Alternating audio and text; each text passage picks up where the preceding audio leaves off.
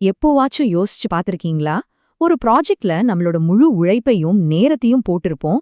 ஆனா போக போக அது எங்கேயோ திசை மாறி போயிருக்கும். ஒரு பிரகாசமான ஐடியாவா ஆரம்பிக்கிற பல ப்ராஜெக்ட்ஸ் கொஞ்ச நாள்ல எதுக்காக ஆரம்பிச்சோனே தெரியாம நின்னுடும். இன்னைக்கு இந்த மர்மத்துக்கு பின்னாடி இருக்கிற காரணத்தை கண்டுபிடிச்சு அதுக்கு ஒரு தீர்வையும் பார்க்க போறோம். உங்க டீம்ல இந்த அனுபவம் நிச்சயம் ஏற்பட்டிருக்கும் இல்லையா? ஆமாதானே?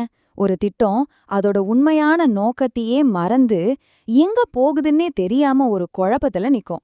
இது ரொம்பவே சகஜமான ஒரு பிரச்சனை தான். ஆனா கவலைப்படாதீங்க, இதுக்கான தீர்வு நாம நினைக்கிறத விட ரொம்பவே ஆழமானது, அதே சமயம் எளிமையானதும் கூட. இன்னைக்கு நாம பாக்குற இந்த பிரச்சனைகளுக்கான எல்லா க்ளூஸும் எங்க இருக்கு தெரியுமா? அந்த ப்ராஜெக்ட் ஆரம்பிச்ச சில நாட்கள்லயே ஒழிஞ்சிருக்கு. நாம ஒரு டிடெக்டிவ் மாதிரி கொஞ்சம் பின்னோக்கி போய் ஆரம்பத்துல என்ன தப்பு நடந்துச்சுன்னு கண்டுபிடிக்க போறோம். வாங்க ஆரம்பிக்கலாம். இதுக்கு நமக்கு உதவ போற ஒரு டூல் தான் அசல் நோக்க கட்டமைப்பு. பேர் கொஞ்சம் ஃபார்முலா இருந்தாலும் இத வெறும் ஒரு டாக்குமெண்டா மட்டும் பார்க்காதீங்க. இது ஒரு பவர்ஃபுல்லான டைம் மிஷின் மாதிரி நம்மள நேரா அந்த ப்ராஜெக்டோட ஆரம்ப புள்ளிக்கு கூட்டிட்டு போகும். அப்போ என்ன நினைச்சோம், என்ன பிளான் போட்டோம்னு தெளிவா காட்டும். அப்போ சிம்பிளா சொல்லணும்னா, நாம எதுக்காக இந்த வேலைய ஆரம்பிச்சோம், என்ன நடக்கும்னு நம்பினோம், எதை அடையணும்னு நினைச்சோம், இது எல்லாத்தையும் வரிசையா புரிஞ்சுக்க இந்த கட்டமைப்பு உதவுது. இது ஒரு ப்ராஜெக்டோட போஸ்ட்மார்ட்டம் மாதிரி தான். ஆனா இதுல ஒரு நல்ல விஷயம் என்னன்னா, எதிர்காலத்துல இதே தப்பு செய்யாம இருக்கவும் கத்துக் கொடுக்கும். சரி, இது எப்படி செய்ய போறோம்? ரொம்ப சிம்பிள். இந்த 3 ஸ்டெப்ஸ் தான். முதல்ல நம்மளோட ஒரிஜினல் பிளான் என்னன்னு தோண்டி எடுக்கணும். ரெண்டாவது, அந்த பிளானுக்கு பின்னாடி இருந்த நம்பிக்கைகள், அனுமானங்கள், அதாவது நம்மளோட அசம்ப்ஷன்ஸ் என்னன்னு பார்க்கணும். கடைசியா 3வது ஸ்டெப், ஆரம்பத்துல என்ன எதிர்பார்த்தோம், இப்போ எங்க வந்து நிக்கிறோன்னு ரெண்டையும் ஒப்பிட்டு பார்க்கணும். கேட்கறதுக்கு சிம்பிளா இருக்கலாம், ஆனா ரொம்பவே பவர்ஃபுல்லான ஒரு வழிமுறை இது. வாங்க முதல் படிக்குள்ள போலாம். இது ஒரு ப்ராஜெக்டோட டிஎன்ஏவை டீகோட் பண்ற மாதிரி. அதாவது இப்ப என்ன தப்பா போச்சுன்னு யோசிக்கிறதுக்கு முன்னாடி முதல்ல என்ன சரியா நடக்கணும்னு நாம திட்டம் போட்டோன்னு தெளிவா தெரிஞ்சுக்கணும் இல்லையா? அதுதான் இது. இந்த அட்டவணை தான் உங்க அசல் திட்டத்தோட இதயம்னு சொல்லலாம். வாங்க ஒவ்வொன்னா பாப்போம். முதல்ல பிரச்சனை அறிக்கை. நீங்க உண்மையிலேயே என்ன பிரச்சனையே தீர்க்க கிளம்புனீங்க? அடுத்து பார்வை மற்றும் நோக்கம். உங்களோட லாங் டேர்ம் விஷன் என்னவா இருந்துச்சு?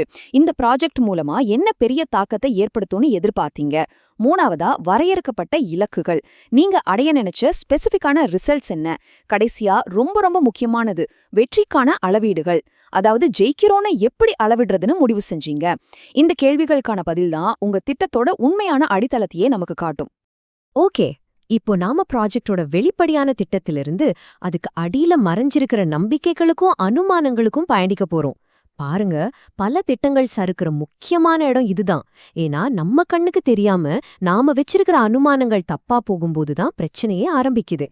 பொதுவா 4 விஷயங்களை நாம பெருசா நம்பி இறங்குவோம். 1, நம்ம கஸ்டமர்ஸ் இப்படிதான் நடந்துப்பாங்கன்னு. 2, மார்க்கெட் அல்லது டெக்னாலஜி இப்படிதான் இருக்கும்னு. 3, இத செஞ்சு முடிக்கிற திறமை நம்ம கிட்ட இருக்குன்னு. 4, இதுக்கு தேவையான பணம் மற்றும் ஆட்கள் நம்ம கிட்ட இருக்கறாங்கன்னு. இதுல ஏதாவது ஒண்ணு தவறானாலும் மொத்த பில்டிங்குமே ஆட்டம் கண்டுடும் இல்லையா? அது மாதிரிதான். இந்த ஒரு கேள்விதான் எல்லாத்தையும் விட முக்கியம். வியூக கருதுகோள்னு சொல்வாங்க. சிம்பிளா சொல்லணும்னா, நாங்க இத செஞ்சா இது நடக்கும்னு நீங்க நம்பின ஒரு விஷயம். ஒரு உதாரணம் சொல்றேன், அப்போ உங்களுக்கு ஈஸியா புரியும். நீங்க ஒரு புது ஆப் லான்ச் பண்றீங்கன்னு வச்சுக்கோங்க. உங்க வியூக கருதுகோள் என்னவா இருக்கலாம்? நாங்க 1 மாசம் ஃப்ரீ ட்ரையல் கொடுத்தா மாசமே 10,000 புது யூசர்ஸ் கிடைப்பாங்க. இதுதான் உங்க நம்பிக்கை.